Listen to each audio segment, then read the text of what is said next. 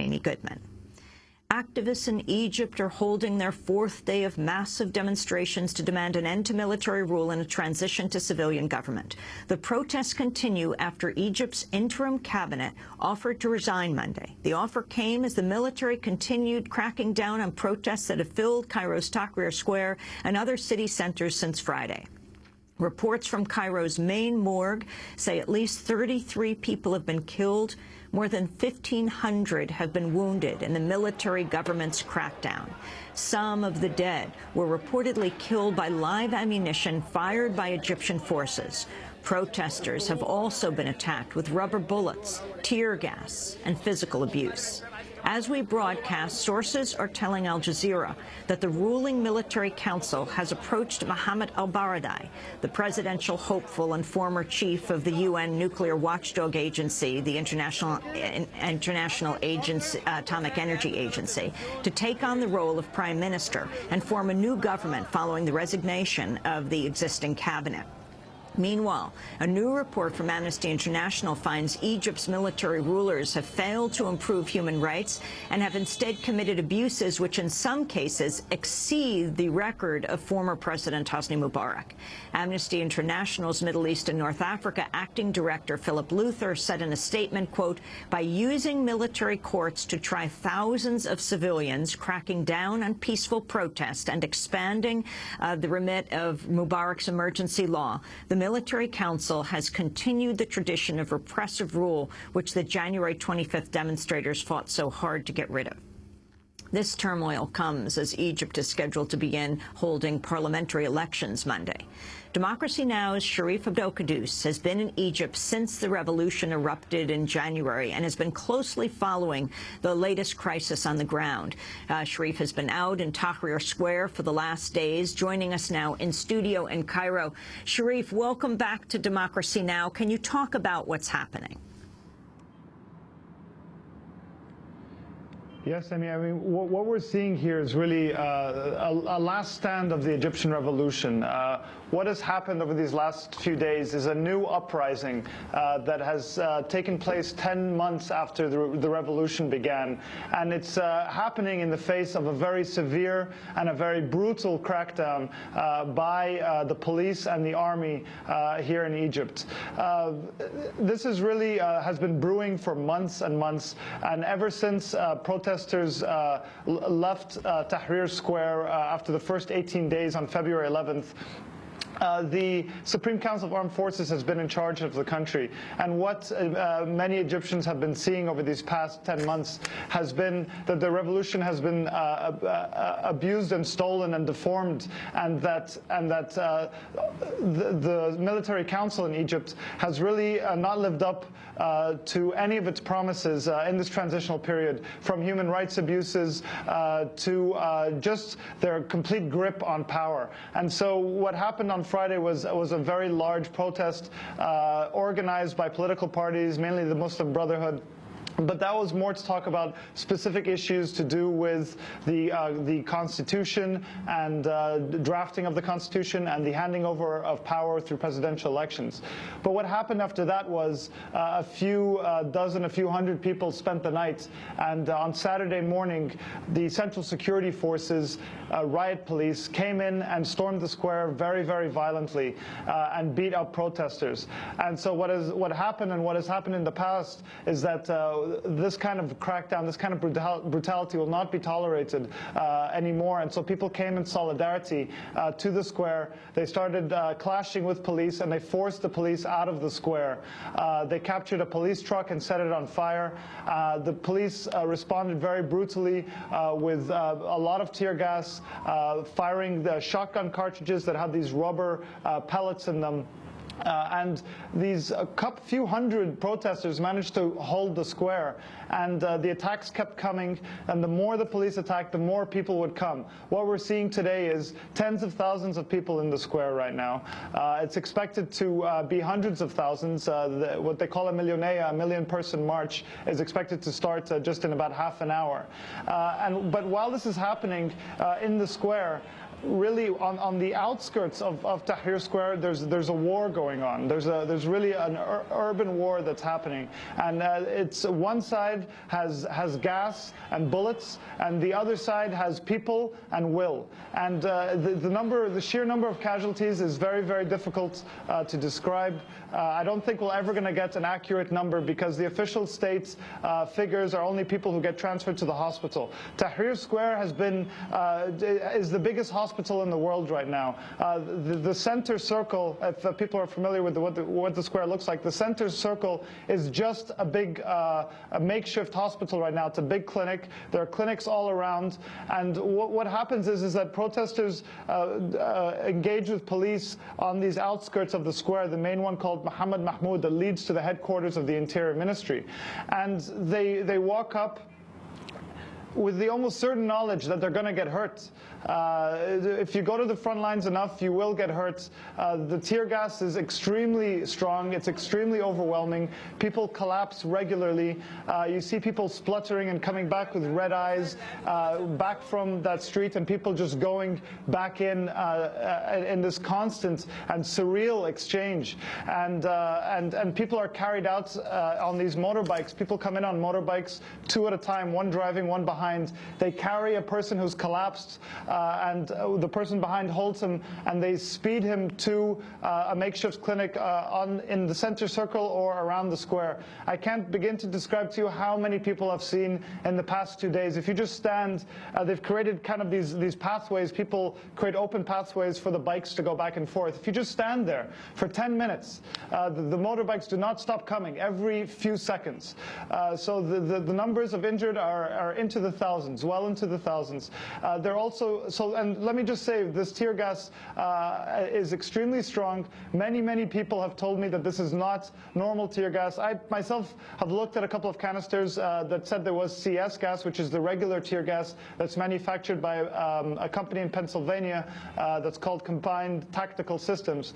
But there are other types of canisters with no markings at all.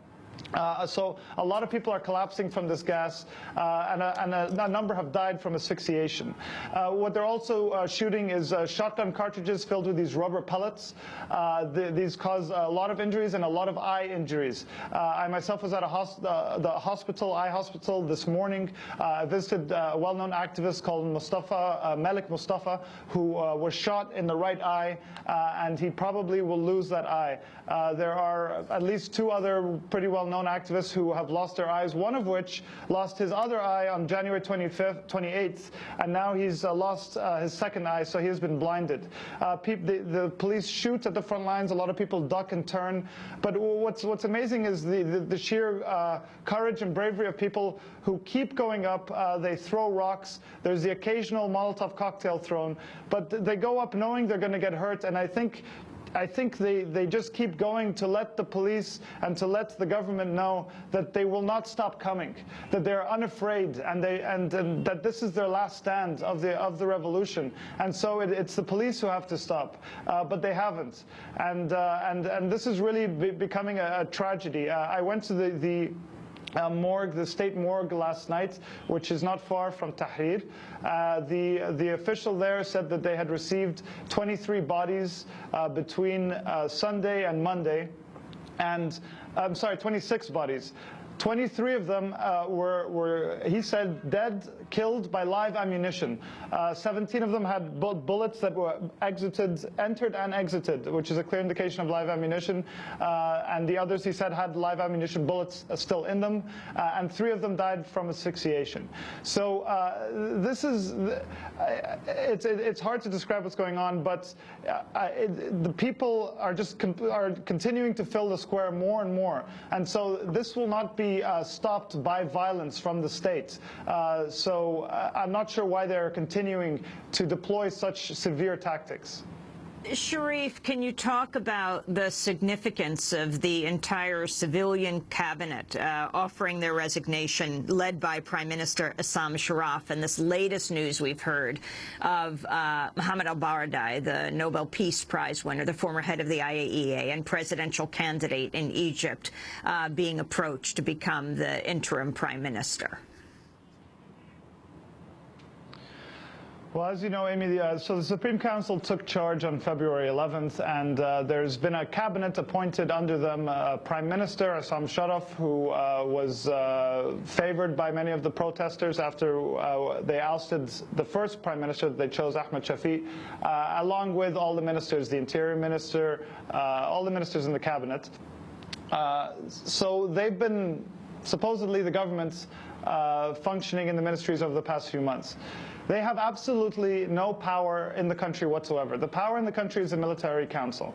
This is clear. They have such little power that most of the time they can't resign. Assam Sharaf himself, the prime minister, has said he would resign at least twice, and the military council refused his resignation. They're not the authority here. What this is, what is happening right now, the whole government can resign. It didn't have any effect in Tahrir. I can say that with complete confidence. This is a stand against the military. This is a stand against the Supreme Council. The chants in the square are against Tantawi. They're against the military council. This is what this is about. The only way that this is going to stop is for some major decision to be made by the military council, either for them to step down or something else, I'm not sure what, to let this go, because the military is in charge of the country. They have killed people. They have tortured people. They have imprisoned 12,000 people by military trials.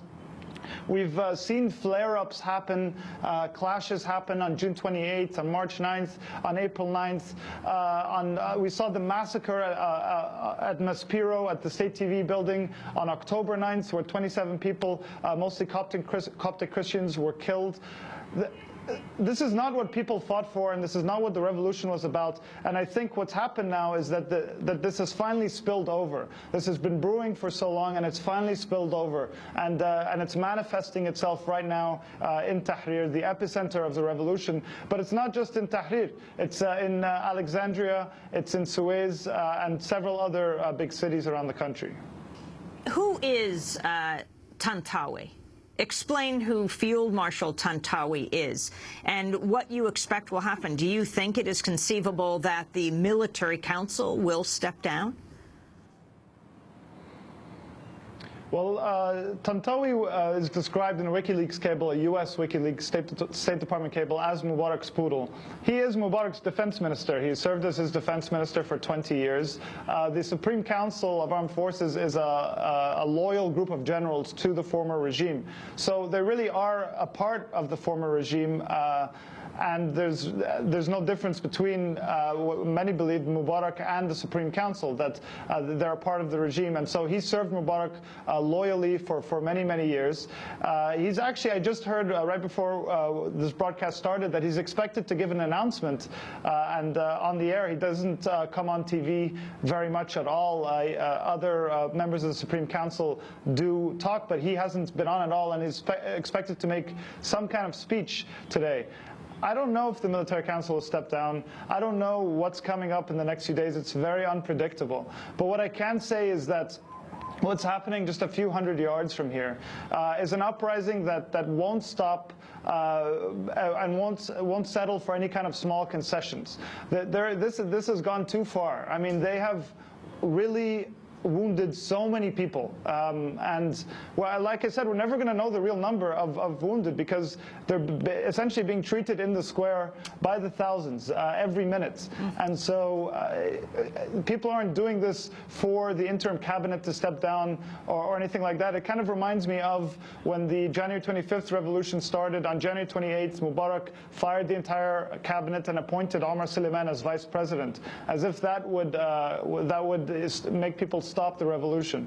So I don't know what's going to happen, but what I can say is that something new is happening. A new uprising has happened in Tahrir, and it's going to take something major for it to stop.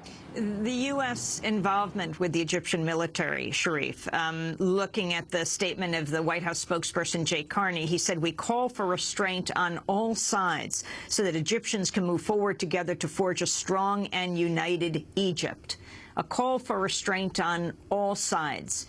Wasn't that response before Mubarak fell with the first Tahrir uprising? Yeah, we've heard that before. I mean, that's the U.S. government's standard language when talking to a government that they're allied with. And they certainly are allied with this government, the military. They fund them to the tune of $1.3 billion a year.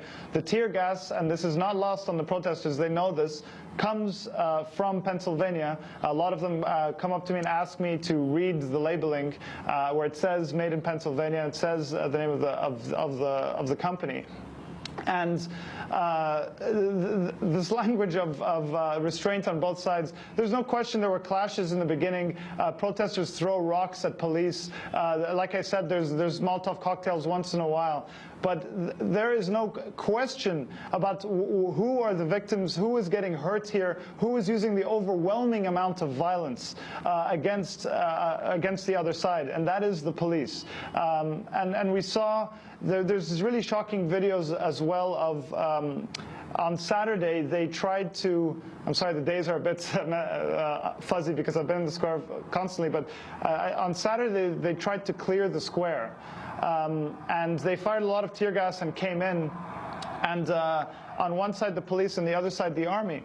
And they were beating people, and a few people fell, got shot or fell down. And there's videos of police and army, military police, dragging bodies. They're lifeless. We don't know. Well, we don't know if they're dead or alive, but they're certainly unconscious. Dragging them over into a pile in the trash and just walking around, not giving them any medical care. There's videos of them dragging a woman by her hair across the streets, beating elderly people. I've seen many children severely wounded. So to call for restraint on both sides is really quite ridiculous. And so go ahead. Sharif, the parliamentary elections on Monday, what is their significance in light of this mass protest, the million-man march that's called for today? Well, the elections have been, we've been waiting for them to come, and right now I don't see how the elections can take place while this is happening. The elections have been so complicated and messy and controlled by the military council. They've been trying to control the process, control the outcome, control the drafting of the Constitution, where right now the parliament that's elected under the current proposed guidelines by the Supreme Council really doesn't have much power. The Supreme Council is supposed to pick 80 out of 100 people who are supposed to, the Constituent Assembly that's supposed to write the Constitution. So the Parliament only picks 20. The Supreme Council is supposed to appoint the Prime Minister and the Cabinet. The Parliament doesn't do that. So it's unclear what this Parliament is really going to be mandated to do. And this is, I mean, I think far bigger than the elections, what's happening right now. I can't imagine that maybe they'll take place in a few days. I can't see how a legitimate election can take place when you have such state-sponsored brutality happening in the heart of the capital city of the country. And we've seen political parties posturing and talking about what's happening in these last few days. The Muslim Brotherhood, they have, that's the movement. Their party is called the Freedom and Justice Party.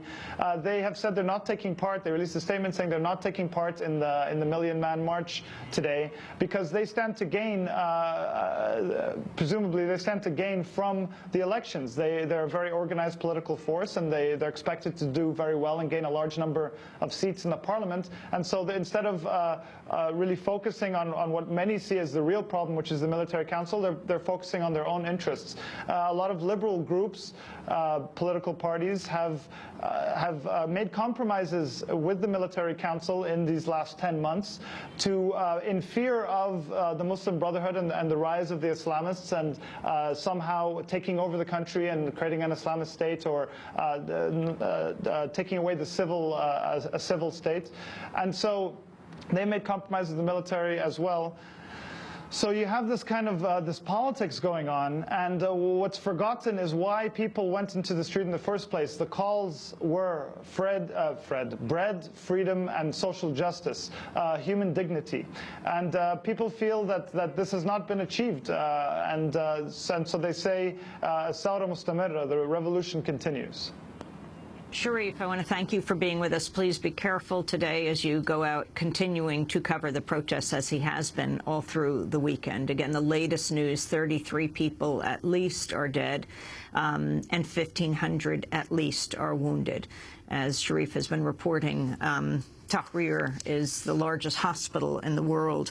And just looking at a Guardian article, it says the tear gas used by Interior Ministry troops in Cairo's Tahrir Square is supplied by the U.S. company. Demonstrators say cartridges retrieved from the scene are branded with the name and address of Combined Systems, Inc., or CSI.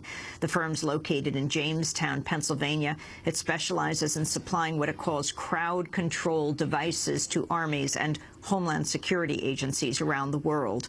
It also manufactures lethal military equipment. This is Democracy Now!, democracynow.org.